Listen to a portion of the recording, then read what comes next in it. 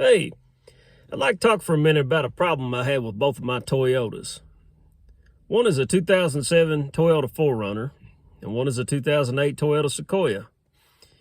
Both of them had set for a little while when this happened. It was the same exact problem and the same exact fix. So my 07 4Runner actually set for about 5 weeks, and when I got back in it to drive it, everything was fine. Well, the battery was dead. Had to jump it, and then, but it was fine. And when I shut it off, the parking lights was flickering on and off, and the air conditioner and heater wouldn't quit running. The clock stayed on. You could hear stuff clicking, relays clicking and stuff. And I mean, it would just continue to do that until I'd finally pull a fuse to kill it. So I, troubleshot it as best I could. I pulled every relay in the thing, couldn't never make it stop doing it when it would do it, except for pulling the fuse to make it quit. So I got to thinking maybe it is the ignition switch, but I wasn't sure, and I really didn't want to go replacing anything I didn't have to. So I reached out to a buddy of mine whose son is a certified Toyota mechanic, and me and him got to talking, and he told me a few things it could be. And he said, well, it very well could be that ignition switch. You might try to, he said they make a dielectric penetrating oil. He said, you might try to spray some of that down in there. I said, okay. So I couldn't find any, but I did find some contact cleaner right here. Just some good old contact cleaner. And I sprayed it in my ignition, and I'll show you. I sprayed it in there just like that. Sprayed it in there pretty good. And all my issues were fixed. I guess the biggest issue I forgot to mention was my key fob wasn't working. And that was the first indicator I knew something wasn't right. My key fob wouldn't work. I couldn't unlock my door. I changed the batteries, and it still wouldn't work. And my other set of keys, it wouldn't work. So anyway, after I sprayed that in there, it fixed it. Now, it come back a few times.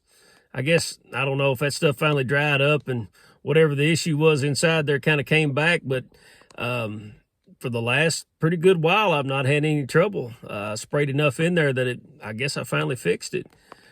So here last week, my Sequoia had set for about 8 days without being driven. And when I first got in it, I turned the key over, and all my electrical stuff came on, like my clock and radio and all that stuff, but it wouldn't start. It would click and nothing. I'm like, oh man, I was hoping it wasn't like a starter going out or something like that. But I kept trying it, and finally it did start. And I was like, well, that's weird.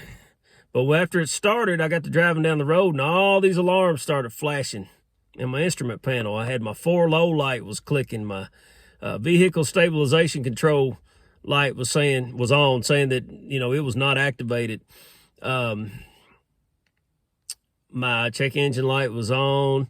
There was a few other lights that were on. And I was like, there's no reason for this. So since I'd already had this issue with the 4Runner, I did the same thing to the Sequoia. I took that contact cleaner.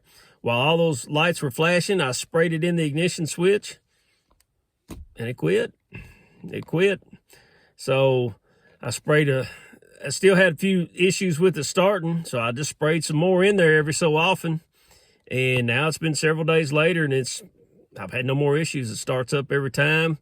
The alarms don't come on. So just thought I'd put this out there. If you own a older Toyota, or any vehicle, I guess, for that matter, and something like that happens, it could just be a little residue in there, a little buildup, not allowing things to work right. I know contact cleaner is a whole lot cheaper and easier than replacing an ignition switch or a control module or anything like that.